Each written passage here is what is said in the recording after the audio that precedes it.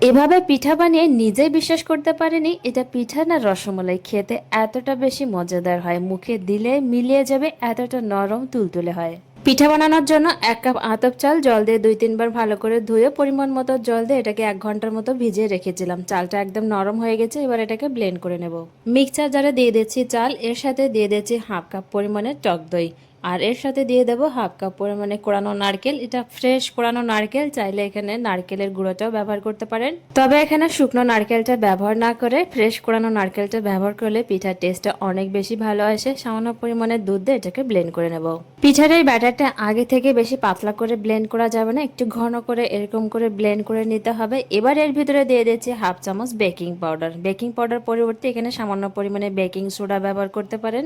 স্বাদ মতো নুন দিয়ে দিচ্ছি। এবার এগুলোকে একসাথে ভালো করে মিশিয়ে নেব। আগে থেকে পিঠার ব্যাটারটা বেশি পাতলা করা যাবে না, বেকিং পাউডার মেশানোর পর পিঠার ব্যাটারটা ঠিক এরকম করে তৈরি হবে।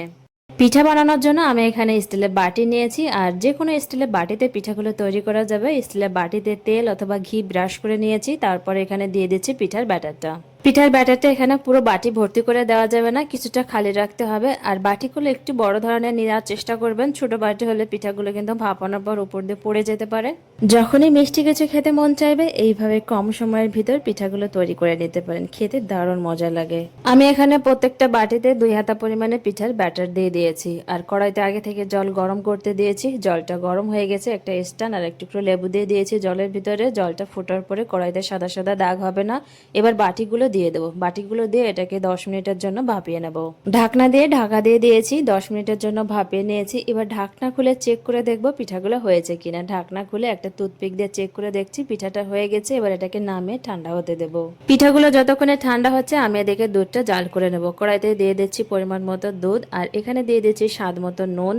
যে কোনো মিষ্টি জাতীয় খাবারে নুন ব্যবহার করলে চিনির ব্যালেন্স ঠিক থাকে। আর এখানে ফ্লেভারের জন্য 2টো এলাচ দিয়ে দিচ্ছি, আর এখানে দিয়ে দিচ্ছি পরিমাণ মতো চিনি। এবার দুধটাকে জাল করে নেব। দুধটা এখানে বেশি ঘন করে জাল করা যাবে না, দুধটাকে একটু পাতলা করে রাখতে হবে। আর এই দুধটাকে আমি আগে থেকে জাল করে নিয়েছিলাম, তার জন্য বেশি সময় জাল করতে হবে না। দুধটাকে কিছু সময় জাল করে নিয়েছি। এবার এর ভিতরে দিয়ে দিচ্ছি কাঠবাদাম। যে কোনো ড্রাই ফ্রুট এখানে ব্যবহার করতে পারেন, তবে হাতের কাছে না থাকলে এটা স্কিপ করতে পারেন। এভাবে পিঠা বানিয়ে নিজেই তো বিশ্বাস করতে পারিনি এতটা মজাদার খেতে হবে, এতটা নরম তুলতুলে হবে। খাওয়ার পর কেউ বিশ্বাসই করতে পারবে না এটা পিঠা না রসমালাই খাচ্ছি, এতটা বেশি মজার খেতে হয়। দুধটা জাল করা হয়ে গেছে, দুধটাকে সাইডে রেখে দিচ্ছি। এদিকে পিঠাগুলো ঠান্ডা হয়ে গেছে। পিঠাগুলোকে বাটি থেকে এভাবে চারপাশে চামচ দিয়ে ছাড়িয়ে তুলে নেব, তারপর বাটিতেই রেখে দেব। আর বাটির এই পিঠাগুলোকে এভাবে ছোট ছোট ছিদ্র করে দেবো একটা টুথপিক দিয়ে।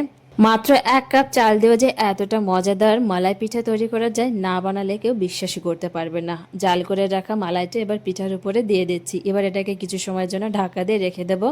কিছু সময় ঢাকা দিয়ে রেখে দেওয়ার পর মালাইটা পুরোপুরি টেনে নিয়েছি। আবারও কিছুটা পরিমাণে মালাই পিঠার উপর দিয়ে আবারও দিয়ে দিচ্ছি। ঘরে থাকা সাধারণ কয়েকটা উপকরণ দিয়েও যে এতটা মজাদার মালাই পিঠা বানানো যায়, না বানালে কেউ বিশ্বাসই করতে পারবে না। এভাবে পিঠা বানিয়ে যাকে খাওয়াবেন কেউ বলতেই পারবে না এটা পিঠা খাচ্ছি না রসমালাই খাচ্ছি, এতটা বেশি মজাদার হয়। রেসিপিটি কে কোথা থেকে দেখছেন কমেন্টে অবশ্যই জানাবেন। ভালো লাগলে লাইক কমেন্ট শেয়ার করে দেবেন।